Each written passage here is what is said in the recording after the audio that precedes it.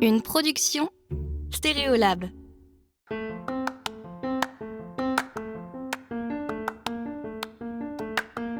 Un bon design, c'est quand on lie le style à la fonction, comprendre pourquoi on fait les choses.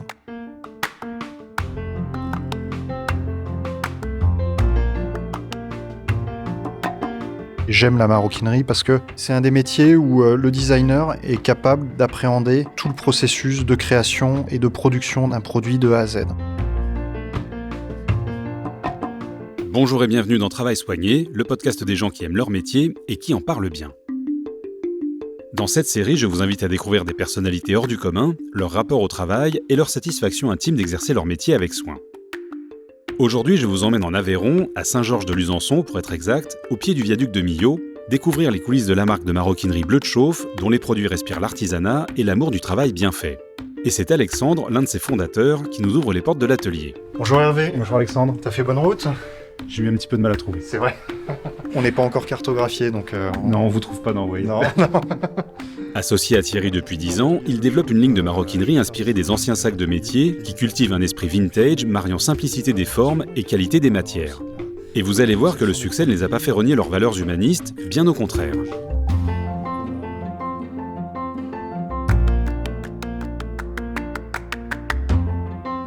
Moi, je suis issu de la maroquinerie, je suis designer à l'origine. Et j'ai travaillé dans la maroquinerie plutôt de luxe, puis aussi dans l'univers du streetwear et du sport. Je suis un passionné de création et j'aime la maroquinerie parce que c'est un des métiers où le designer est capable d'appréhender tout le processus de création et de production d'un produit de A à Z. Et moi, c'était ce que j'aimais, c'était comprendre aussi toute cette partie qui vient après la création. Si un designer crée un ordinateur portable ou un smartphone, toute la partie ingénierie, c'est pas qu'il la comprend pas, mais c'est tellement complexe que ça lui échappe. Ça passe entre d'autres mains. Moi, toute cette partie de création, et c'est encore plus le cas ici, à Saint-Georges-de-Luzançon, là où on fabrique nos produits, c'est qu'il y a un lien avec la production, avec les artisans, et un échange qui fait que on va interagir ensemble, et que les choses sont liées entre moi, entre les équipes et puis les artisans.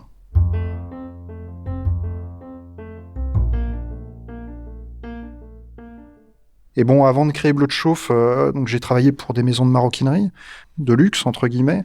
Et bon, j'ai été amené à beaucoup voyager, à beaucoup aller en Asie, en Chine, au Vietnam, en Thaïlande. Et bon, j'aimais mon métier, mais j'ai vu comment les produits étaient fabriqués.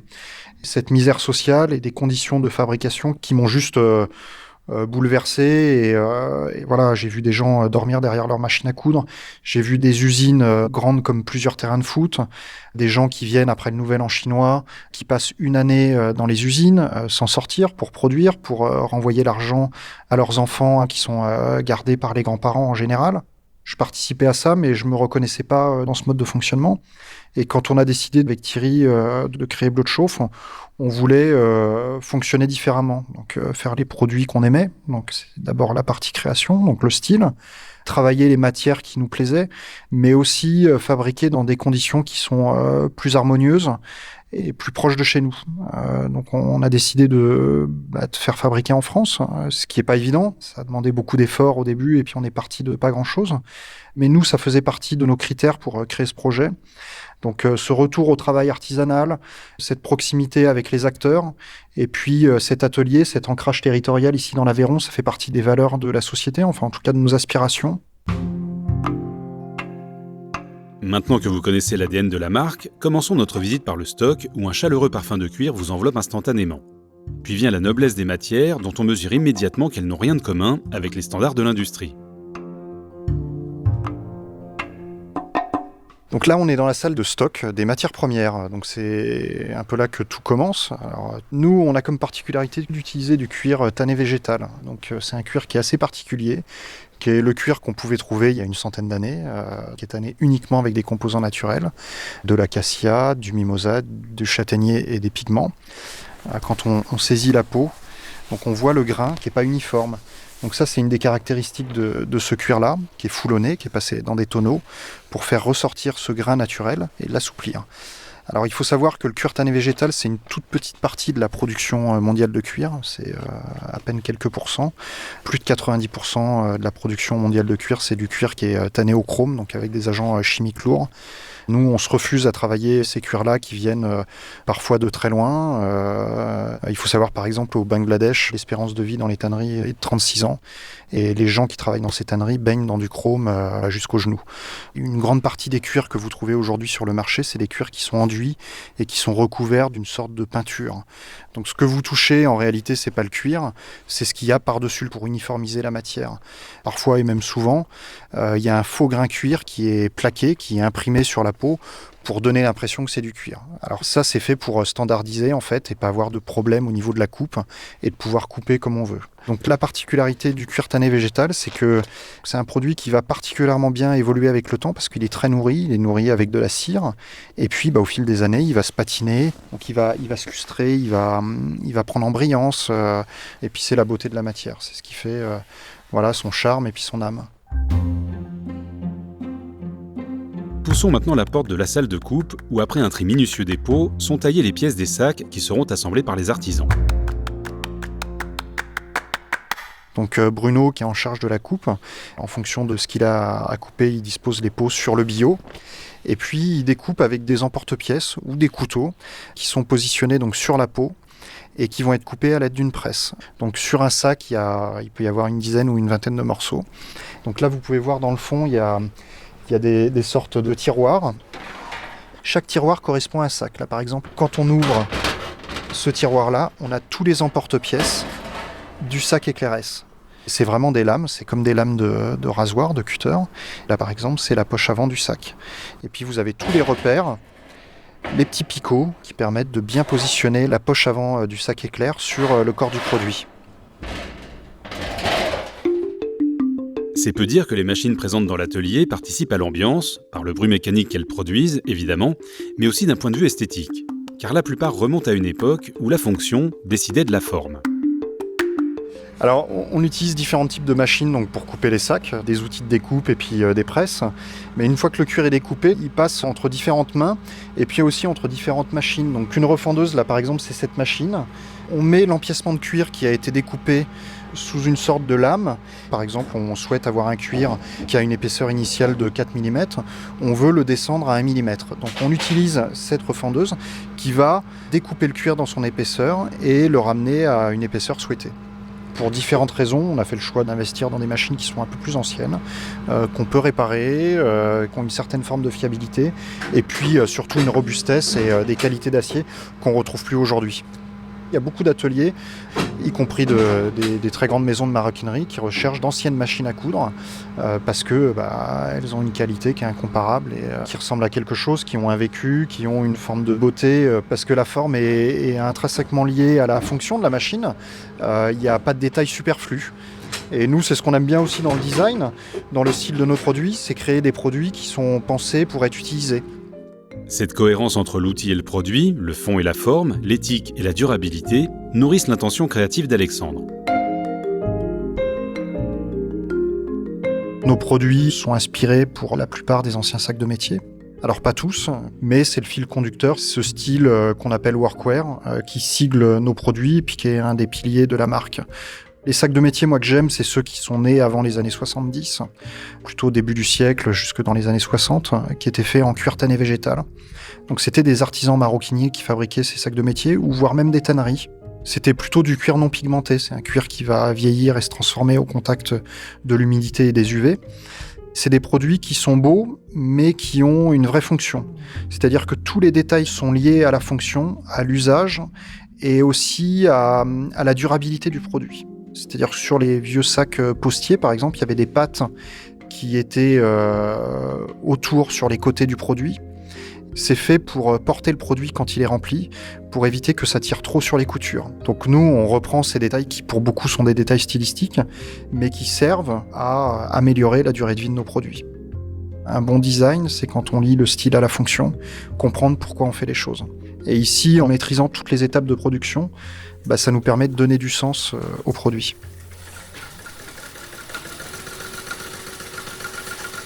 Voici maintenant la pièce maîtresse, l'atelier de confection.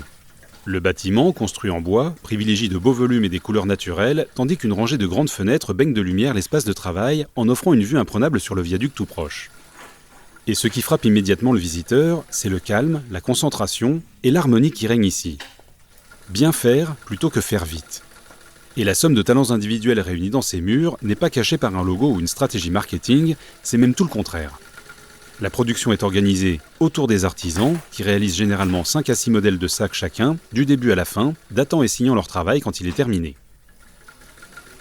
Ici, on est dans l'atelier de fabrication. Donc, on a une petite vingtaine d'artisans aujourd'hui qui fabriquent les produits bleus de chauffe. Donc, on a une particularité, c'est qu'on n'est pas organisé en chaîne de production. On est organisé donc en îlots, donc avec les machines à coudre autour de chaque artisan, et puis des petits stocks tampons de pièces métalliques et de composants qui servent à monter le produit. Donc chaque artisan fait de A à Z ses propres sacs. C'est pas simplement qu'un outil de communication de ne pas travailler à la chaîne. Pour nous, c'est un vrai gain. Ça permet d'avoir des équipes qui sont motivées à bien faire leur travail, puis à être investis et puis engagés dans le projet.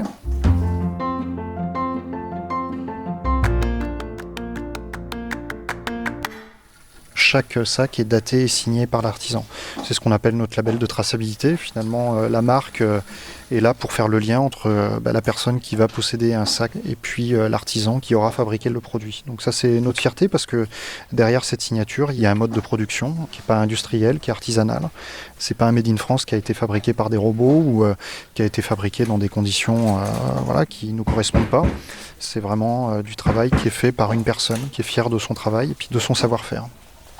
Alors donc là je suis en train de coudre le rabat de mon sac qui s'appelle l'Origami S. Et donc voilà, là ici je suis en train de me positionner et là je couds tout simplement le rabat.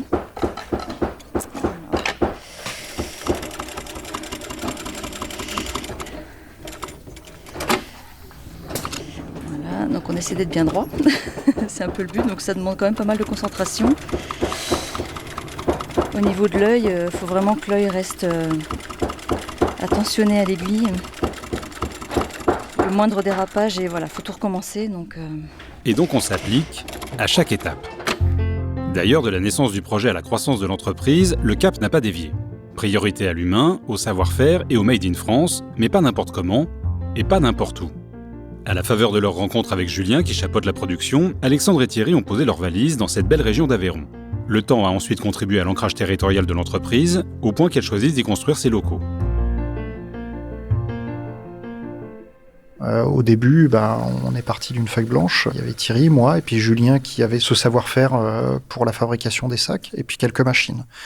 C'est une initiative qui n'est pas commune dans le métier de la maroquinerie. On est un peu singulier aujourd'hui. Et puis, on a eu la chance de rencontrer des gens expérimentés, puis de faire en sorte de rendre cette utopie qu'on avait au début, de faire des beaux produits, de bien fabriquer ici en France, enfin de faire du travail artisanal, de rendre cette activité pérenne et puis viable sur le plan économique. Nous, on croyait dès le début en notre projet, on était convaincus que ça pouvait fonctionner, que ça allait fonctionner. Mais bon, les banques étaient nettement moins convaincus que nous. Il y avait des gens autour de nous qui nous prenaient un peu pour des farfelus, des créatifs, qui avaient une vision un peu différente de ce qu'était la consommation et la production. Et nous, on voulait s'inscrire dans ce paysage de manière un peu différente. On considère un peu que nos produits vont être achetés par des consommateurs qui sont un peu plus renseignés ou qui veulent se renseigner, qui veulent acheter un sac un peu comme s'ils allaient au marché pour acheter des fruits et légumes. Voilà, ils veulent savoir comment ça a été fabriqué, dans quelles conditions, vraiment avoir conscience et connaissance du produit.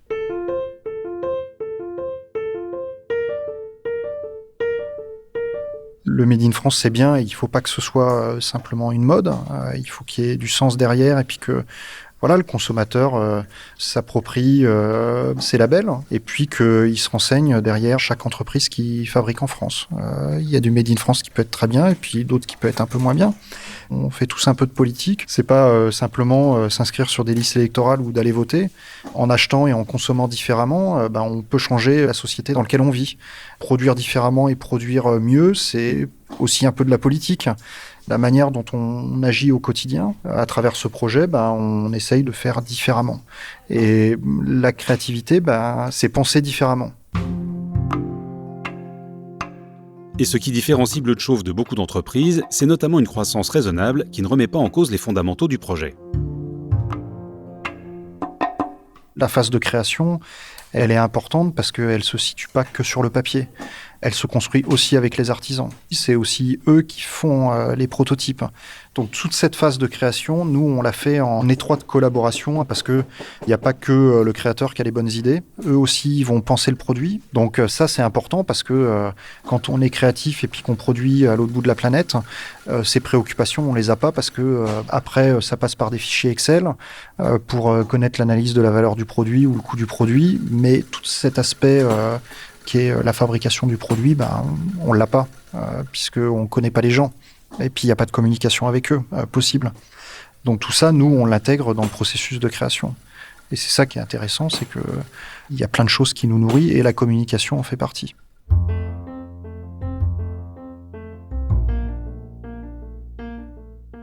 Nous, on forme des artisans qui sortent parfois d'écoles de BEP ou de CAP maroquinerie ou de bac professionnel.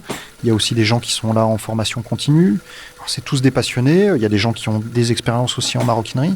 Mais un artisan, ça met plusieurs années, nous, ici, à être confirmé et à maîtriser complètement son travail. Donc, on ne peut pas du jour au lendemain, comme ça, multiplier par 10 notre production.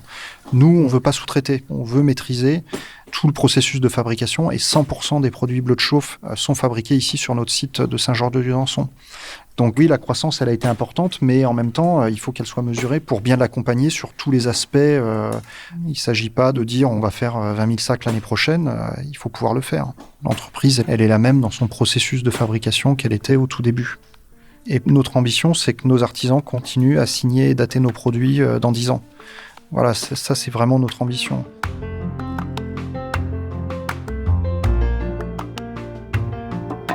Un grand merci à Alexandre de m'avoir ouvert les portes de Bleu de Chauffe. Si vous avez aimé cet épisode, montrez-le sur votre plateforme d'écoute préférée. Un abonnement, 5 étoiles et un commentaire, si votre application le permet, sont très importants pour qu'il puisse être découvert par d'autres auditeurs. Et surtout, parlez-en autour de vous. Vous pouvez suivre Travail Soigné via les comptes Stéréolab sur Instagram, Twitter et Facebook et m'envoyer vos suggestions pour de prochains épisodes. Merci pour votre écoute et à très bientôt.